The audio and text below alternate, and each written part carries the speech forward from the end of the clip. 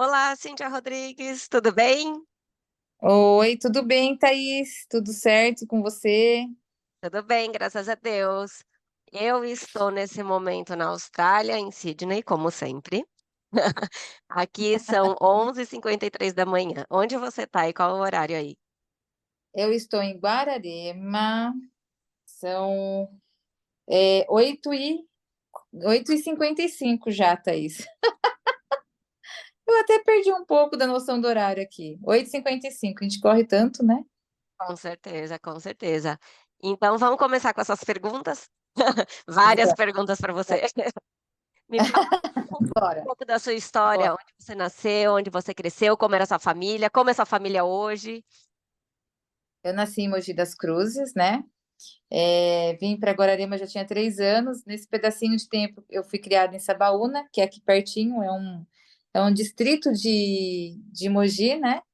E aí eu vim para Guararema com 3 anos, minha mãe casou com meu pai, e aí foi onde nós começamos a morar no centro da cidade, e aí depois eu voltei para Mogi, e depois eu voltei para Guararema de novo. Então, assim foi a minha infância, né? A minha família era mais humilde, né? Meus primos, minhas primas, a gente, apesar de a gente ser bem humilde, a família mais humilde, a gente era bem unido, e aí é da minha família que eu tenho bons exemplos, né? Legal, legal. E como foi a sua infância e adolescência? Como você descreveria? Ah, e a minha infância, eu me lembro bastante, Thaís. Depois dos 7 anos, né, que parou essa ida e volta de Mogi, Sabaúna, Guararema.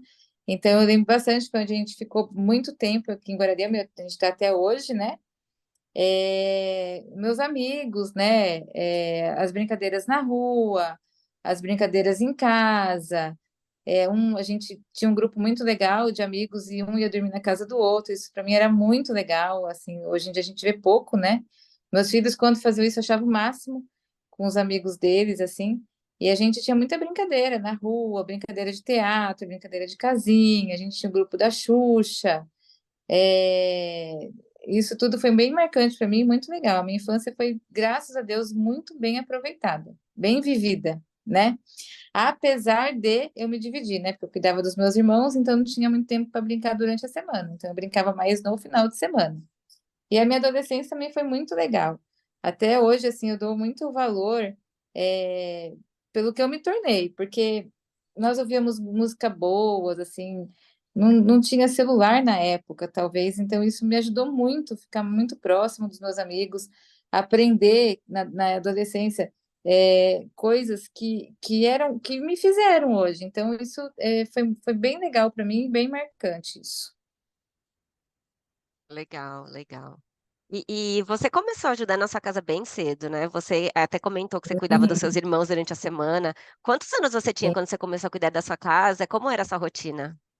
Quando nós voltamos para Guararema, minha mãe quis assumir assim sozinha com meu pai, porque nós tínhamos assim bastante ajuda da minha avó e do meu avô materno, né? Então, quando nós voltamos pela última vez que foi que nós ficamos aqui tô até hoje, a minha mãe quis ser sozinha, e ela resolveu trabalhar fora.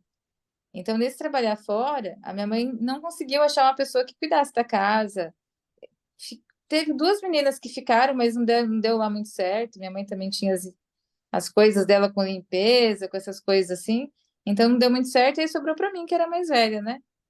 E aí, com 9 anos, foi com mais ou menos 9 anos, eu encarei a casa. Então eu chegava da escola, eu tinha que dar comida para eles e fazer eles fazerem tarefa. E o Thiago tinha, na época, 3 anos, né, por aí, e a Renata um pouquinho mais velha. Então, assim, quem alfabetizou meu irmão e a minha irmã fui eu, porque as tarefas eram da escolinha, de alfabetização dessa época. Então, fui eu que alfabetizei os dois, eu tinha que dar comida para eles, e eu deixava eles fazendo tarefa para limpar a casa. E eu tinha que fazer meus deveres de casa também, né? Então, quando minha mãe chegava, a minha mãe tinha que encontrar a casa limpa, os dois de banho tomado, com a tarefa da escola feita e minhas coisas da escola também feita. Então, eu perdi uma época da minha infância com isso. Depois eu vou até, né? depois, se quiser, a gente entra nesse assunto. Nós tivemos coisas boas, eu tenho coisas boas que eu trouxe dessa época e também tenho as coisas ruins. É lógico que eu hoje eu prefiro falar das boas, né? Mas eu também fiquei presa, assim, a minha infância também não foi tão assim, né? Aproveitada quanto as pessoas da época que tinham minha idade, por conta que eu tinha que fazer meus afazeres em casa. Foi Sim, bom, sim. eu tiro a parte boa, né? Que eu me tornei uma mãezona, né? Eu sou uma mãezona não só para os meus filhos, né? Para minha equipe também, eu sou uma mãezona, me considero uma mãezona preocupada. Eu me tornei uma mulher de bastante fibra, porque eu tinha que encarar todos os meus afazeres e com responsabilidade, né? Então, isso eu trouxe para a minha vida adulta. E, e faço até hoje, né?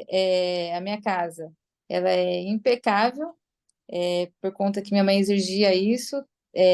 Fiquei até meio, tive até que procurar ajuda de psicóloga, porque eu fiquei uma doente por casa, organizada, limpa, as coisas terem que ser na hora. Então, eu tive que procurar ajuda, que foi a parte ruim que eu trouxe para minha vida. E mais outras coisinhas, né? Que eu não gosto de falar, então eu vou Sim, falar das coisas boas, sim, né? sim, com É, certeza. foi, foi através disso que eu me tornei. Eu acho que hoje é a pessoa que eu sou. Sim, sim, com Uma certeza, sim, eu guerreira. acho. Sim, e eu vejo muito isso em você, uma pessoa guerreira, forte, determinada, de responsabilidade. Sempre, É, não é à toa que você está num cargo bom de gerência, né? Eu acho que isso trouxe muita coisa nesse sentido para sua vida mesmo, né? Muita autoconfiança, eu acho isso bem marcante na sua é, personalidade, assim, na pessoa que você se tornou. E deixa eu te fazer agora uma outra pergunta, mudando de assunto. E a escola que você estudou, como ela era? eu sou babona com a escola, né?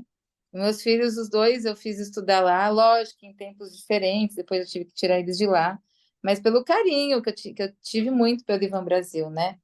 Lá eu conheci, lá é assim, na minha melhor parte da infância foi onde eu conheci os meus amigos, né? E a gente tem contato até hoje. Era muito legal lá, né? Era uma escola limpinha. Os professores, assim, eu tenho a recordação dos professores, a professora Helena, a professora Marieta, cada uma com a sua característica, que nós fomos trazendo um pouquinho de cada uma, né, Thaís? E Sim, assim, o carinho que eu tenho por lá, eu tenho o maior orgulho de voltar na escola, eu volto lá só para ir lá ver como está a escola. E eu lembro, assim, eu fico me lembrando de cada coisinha que a gente fazia lá, sabe? E era uma escola tão organizada, tão gostosa de ficar lá, que a gente ficava lá o dia inteiro. Eu não sei se você lembra, teve uma época que a gente vinha para casa e depois a gente retornava. Era fanfarra, era teatro na escola, era uma escola muito acolhedora, né?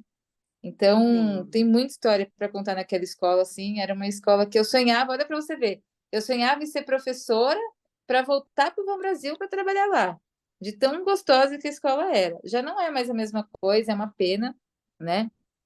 E eu fiz questão que o Juan e o Gustavo, os meus filhos, estudassem lá. Eles acabaram, né?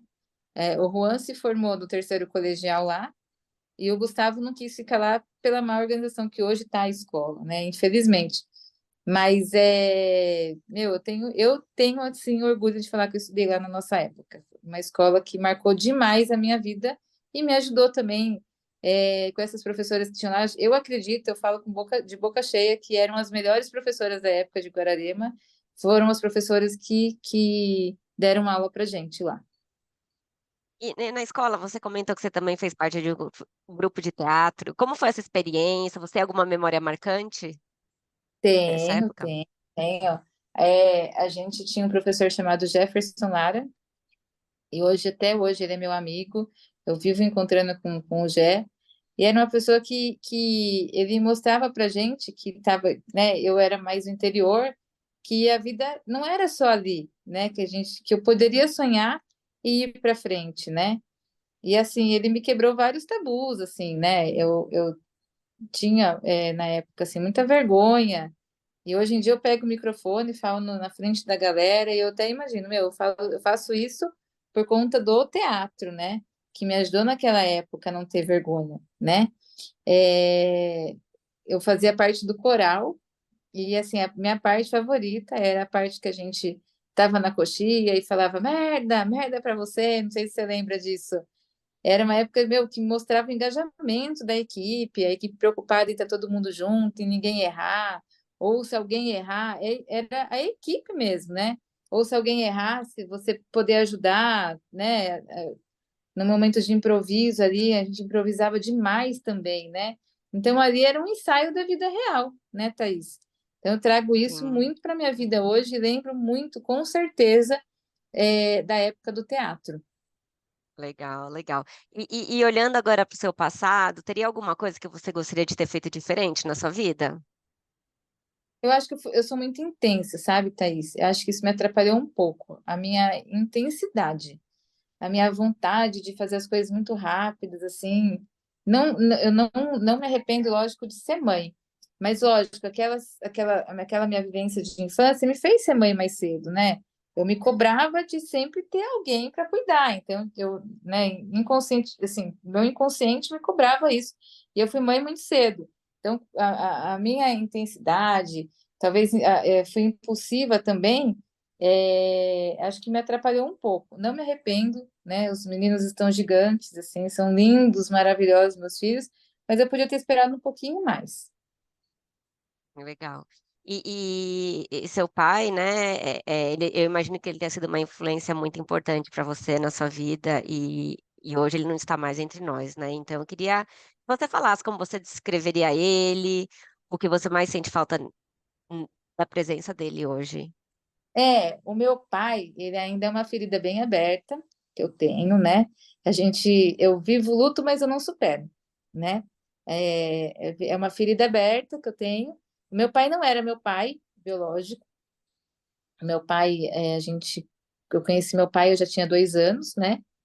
E aí ele resolveu casar com a minha mãe lá nos anos 80. Minha mãe era mãe solteira.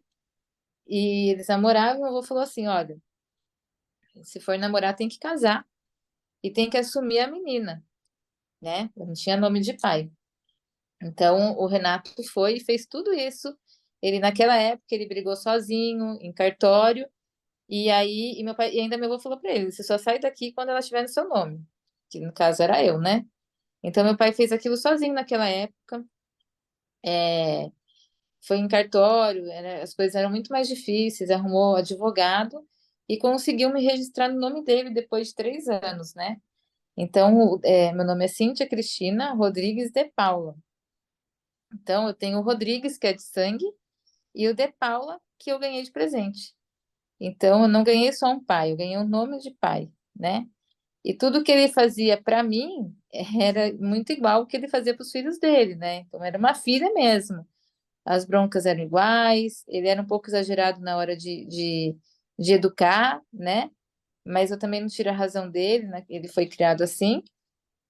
Então, assim, é uma parte que me faz muita falta na minha vida, é o meu pai. Não consegui superar, eu acho que eu jamais vou conseguir superar. Era um porto seguro para mim, né? Todo dia eu penso nele, todo dia é um dia que eu sinto muita falta mesmo. Muita demais. É, Demais. Só para você ter uma antes, noção, eu não consigo acreditar que meu pai, por exemplo, está no cemitério. Eu acredito que ele está sempre comigo em algum lugar. Então, eu não é, consigo entender a morte ainda por ele ter sim. falecido. Antes da gente passar para a próxima pergunta, eu também queria dizer assim, sempre vi seu pai, admirei o amor, a dedicação dele por você, pela sua mãe, a família que ele construiu sempre foi muito bonita e realmente ele tinha muito amor por todos vocês e não dava para saber, assim, entendeu? Pai é quem tá lá e ele foi pai até o É, fim, cem por ele foi cento de muito todo o pai. coração. Ele foi Ele muito é, pai. é As muito, amigas por muito mais aqui. pai do que muito pai que está aí no mundo, e eu acho que você deu muita sorte de ter ele na sua vida. É uma pessoa maravilhosa É, mesmo. E eu vou fazer outra pergunta difícil, logo em seguida. Nós também, recentemente, perdemos um grande amigo, o Guigo, e se ele pudesse ouvir a gente, tem algo que você gostaria de falar para ele? Thaís, assim, o Guigo, ele foi assim um grande amigo. Eu me sinto também um pouco culpada porque ele conversava com a gente muito, de repente ele sumiu, das conversas, então eu deveria ter talvez chamado, e se eu tivesse que falar alguma coisa para ele, era para perguntar o porquê. Só o porquê. O porquê que aconteceu isso, o porquê que. Só o porquê. Até hoje eu não consegui entender. Eu só pergunto o porquê. Só isso. Por quê? Não Hum, consegui também aceitar. Não é, consegui, eu acho que eu também não vou conseguir entender nunca. Nunca ele deve ter tido os motivos dele é, e às também assim, vezes, hum, né? é, Eu às pergunto vezes, só, é, às vezes a pessoa passa por um problema grande, ela se distancia de todo mundo, até para não preocupar os outros, né? Eu já vi pessoas fazendo isso, e vendo o Gui, o coração que ele tinha, sempre uma pessoa sorridente, honesta, né? Aquele amigo que todo mundo adora, imagina que pode ter sido alguma coisa nesse sentido, né? ele é uma pessoa que qualquer problema que a gente tivesse ou tivesse Sim, passando, era o cara que a gente ia lá e perguntava para ele, assim como é o Márcio. O Márcio, ele é um dos mais próximos de mim, e a gente divide tanta coisa, sabe? Qualquer problema. Então, eu acho que o Guigo, sei lá, eu não sei o que que aconteceu, eu também. e um conselho para mim, eu sempre gosto de perguntar isso no final das minhas entrevistas. Vem pro Brasil. Vamos fazer uma viagem. Ó, eu, se fosse você, fecharia uma viagem agora pro Brasil pra gente passear junto, pra gente ir a algum lugar junto. Com certeza, com certeza. Assim que acabar a entrevista, a gente conversa sobre isso. Eu pulei uma pergunta e agora eu vou ter que voltar. Isso, então, alguma coisa que você gostaria de falar para os nossos colegas de escola? E agora, né, já estou abrindo aqui que a gente foi amiga da escola, e deixa eu falar mais um pouquinho. Eu te conheci, eu tinha 8 ou 9 anos, e a nossa amizade vai desde aquela época, e a gente foi muito unida na adolescência, né? A gente dormia metade do tempo na sua casa, metade na minha, quando eu tinha uns 13 anos, Foi. sempre Era um junto. relacionamento, né, Thaís? Thaís, você sabe que eu escuto músicas, assim, e lembro muito de você. Muito, muito, assim. A gente Tenho até foi. medo da a gente- música, mas Não, mas a gente cresceu com música boa, né? tá Era bom. Marisa Monte, era, meu, a gente era outro nível, né? Não é o nível Agora de eu hoje. fiquei lisonjeada que você vê a Marisa Monte lembra de mim. Nossa, que Meu, eu bom. lembro muito, muito de você, muito, muito. Legião, que já era muito da nossa época. É verdade. Marina, meu, eu lembro muito, muito de você. Não Ainda tem bem, como não lembrar de você. legal. Crazy, Então, a música Crazy que você amava, Crazy.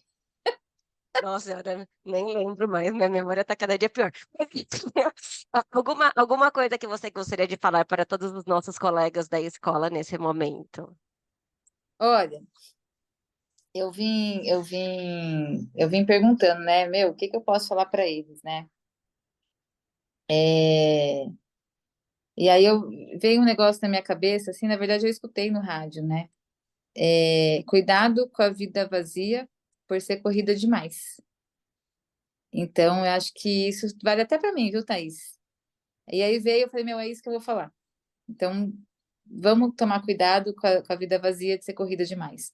Vamos conversar mais. A gente é um grupo muito, muito, muito legal de amizade antiga. Isso é raríssimo de ver, né? Então, vamos nos encontrar mais, vamos nos falar mais, vamos nos cutucar mais. A gente pode se provocar mais. Eu não ligo com os apelidos de antigamente, que isso é tão saudável e eu dou esse conselho para todo mundo, meu. Vamos sempre ser o que a gente sempre foi.